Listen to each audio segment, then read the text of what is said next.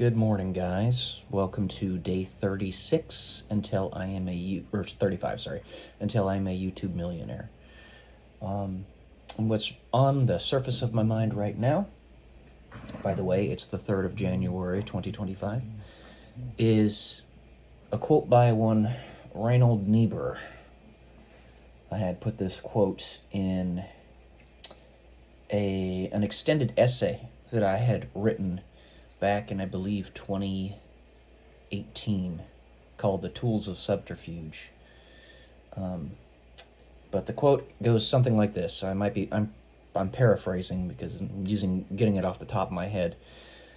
God, give me strength to control the things that I can, humility to accept those things I can't, and the wisdom to know the difference. One of the things over which I have no control is the fact that the ailment that I have physically, my arms and legs having their arteries been obliterated, the technical term, the scientific term is acute idiopathic thromboangiitis obliterans. That is to say, acute happened all at once. Idiopathic, the doctors have not been able to figure out what caused it. And I've literally had over 100 doctors take a look at me. Thromboangiitis, so like, what is that? Angio, like cardiac, if you will, thrombo, blood flow. I don't remember exactly what those Latin terms mean. Itis, inflammation, obliterans, obliterated. So basically the arteries and the veins in my distal, so far out, arms and legs have been obliterated. So a person normally has 3 main arteries that go through to the very tip of their toes in each foot, right? So it goes through their thigh, through their calf, their lower leg, and to their foot to get blood flow everywhere where it needs to go. You have 3 of those, typically, for a healthy individual in both legs. And prior to this happening, I was a healthy individual. I was a person who ran marathons all the time. And my doctors made it very clear. They said to me many a time, Dr. Hediati, one of the best doctors I know, she's a vascular surgeon, great at her job, told me, point blank, all that running should have made it better, should have improved my circulation, right? But I literally have had hundreds of doctors take a look at me to try to figure out what's going on. They don't know how this happened. My left leg has 1 feeble artery reaching to the distal portion of my foot. So the blood flow in that leg is very bad. Very bad. I'm doing everything I can possibly imagine to improve it. Everything within my power to fix it. I exercise as much as I can that foot and the leg can endure. I take the appropriate breaks. I take circulation supplements and medications. So the doctors are doing everything they can too. I take warfarin, alpha-lipoic acid, acetyl-L-carnitine, and a variety of other things. I take all sorts of stuff to try to improve the circulation as much as I can. And I exercise to boot to get the adaptation, right? If I can't get arterial circulation, I can get capillary adaptation, which I have. My feet turn very bright red when I'm using them because the capillaries are overcompensating. So they're trying, but it's just not enough. My foot still goes numb after about 5 minutes of extensive exercise. And then my left leg had 2 arteries when it was supposed to have 3. And it did before whatever happened. I don't know what it was. Nobody does. My circulation was fine before, right? That's how I ran those 18 marathons. And I was really good. You might have been watching my channel for quite some time right now. Maybe you're one of those 300 people who routinely watches my videos, which I'm grateful for. Thank you. Thank you very much for being here. But I repeat this over and over, and in that there is virtue in repetition because, as I say all the time, I might only have one pass with most of the people that come to this channel, and they have no idea what's going on here. So I have to repeat it. There's virtue in repetition. There's one of you, 8 billion people on the planet. Okay, and that number is only going up. All right? So your life story is who and what you are. There's nothing new under the sun except for you. Right? Your story is you. That is new under the sun. So, but there's, it's the layering of that story. The aspects of the story are not original, but the layering of it is yours. Okay? So my right leg has 2 arteries.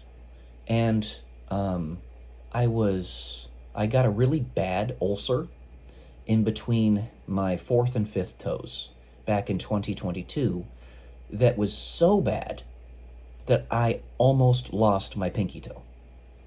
So basically what happened was I got kind of a weeping, a tissue weeping in between my 4th and 5th toes that wasn't infected, but only because I was working really hard to prevent it from getting infected. But I had a lot of white blood cells that were excreting, and it looked like it was infected. And for some reason, my body does that very often, or it has recently. I get ulcers in various parts of my body that are completely unexplained. One actually chopped off a portion of my thumb. I had gotten it a couple years ago. It mostly is healed, so it doesn't really look like it's chopped off anymore. But it is. It is. So basically you get like these, they're kind of like zits, right? Or cysts, if you will. Don't know what causes them. They come out of nowhere. They happen very often on my cuticles, right? My nail cuticles. But that one was particularly bad. I almost lost my pinky toe. It was so bad that they actually had to give me a bypass surgery to improve the blood flow to my foot. Because while I might have 2 arteries in my right leg, they're very weak, poor arteries. So what they did was, what Dr. Hideati did was she took one of the less utilized veins in my right thigh, took it out, flipped it, and then basically connected it to a couple anchor points in my lower leg. So where there was enough tissue and enough circulatory action to do so, she anchored it and then connected it to another spot in my lower foot that had the same thing, and that pushed the blood in properly, right?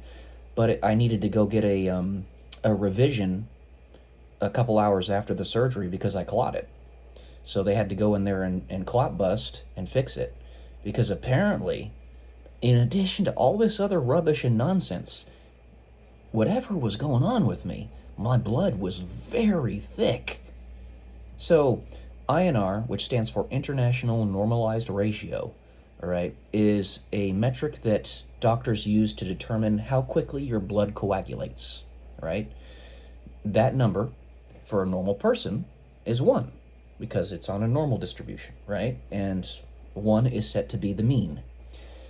Apparently, mine was like 0.6 or something, which is really thick blood. And I wasn't doing anything out of the ordinary. I had a normal diet. I had pretty regular, normal exercise, nothing that was super out of the ordinary, aside from those marathons that I had told you, but that was before this stuff started happening in my body. Don't know what the hell happened. So I got a clot. And afterwards, they put me on warfarin. That's what this metal wristband is supposed to indicate, right?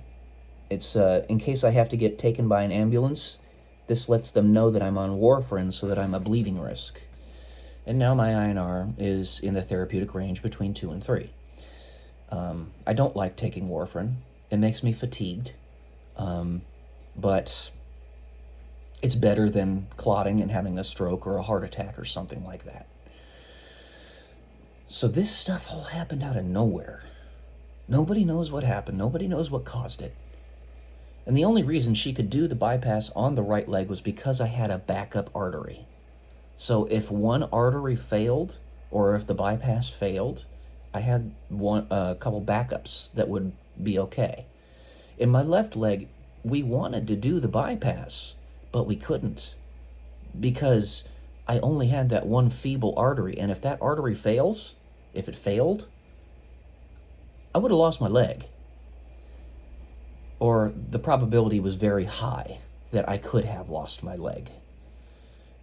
Because the capillaries, they're doing everything they can, but if there's no main highway, main freeway to get that blood to my leg, it's not going to get it. It's like you have a tourniquet on your thigh, like all the time. My leg can't do anything. It can't get the blood. So the exercises that I do in my live streams that you see every, 4 days a week, I'm throwing everything I've got at trying to fix this. Everything I can think of. And yes, that even includes some things that are outside of the standard of care of the medical profession. All right? I'm not going to beat around the bush there aside from what I just told you. I'm throwing everything I can possibly think of to fix this, at this. And it's been a couple years. I want to be able to run again. So because this is the very nature of it, so idiopathic and strange, and at the same time, I don't want to insult my God, Jesus, up above. I am hesitant to say this, but it has the hallmarks of it. All right? And I repeat this in every video that I say, or every live stream that I have. I call it crucifixion disease, stigmata, because it has the hallmarks of stigmata. Right? St. Padre Pio had stigmata, apparently, where he had holes in his, I think in his hands and in his feet, something to that effect. Some people cry blood. Stigmata is actually a known thing. It happens to a lot of people. We don't know why or how. It's an enigma, but we know it happens. All right. And I say I don't want to take that honor because I am aware of what Jesus had to endure when he was on the cross and when he went to it. It was, suffice it to say, way worse than even our best depictions of it. All right? Like, most people, when they have these things on, or a lot of Catholics have an icon of Jesus on it, right? And that icon, shows Jesus pierced in his wrists and in his feet with a little tunic on and his crown of thorns and all that. It was way worse than that. Way worse. He was naked, and you could not tell if he was a guy or a girl. They had been that bad to him. The scourges, so a scourge is a flail, right? Or a knout, if you will. Yeah, it was bad. Really bad. So I don't want to take that. I don't deserve to have the honor to say that I'm enduring stigmata, but doctors don't know what's causing this. And, yeah. So I revert to Reinhold Niebuhr's quote. I believe he was actually a pastor, a Catholic priest. And say, have the strength to control the things that I can, the humility to accept those that I can't, and the wisdom to know the difference. I know I'm paraphrasing, but that's essentially the quote. So here I am. I will never give up. Ever. It doesn't matter what happens. As I said in previous videos, if the world is too dark, if there is not enough light, and not enough goodness in it, then it is incumbent upon you to be that light, not to succumb to the darkness. So I don't care what I have to deal with.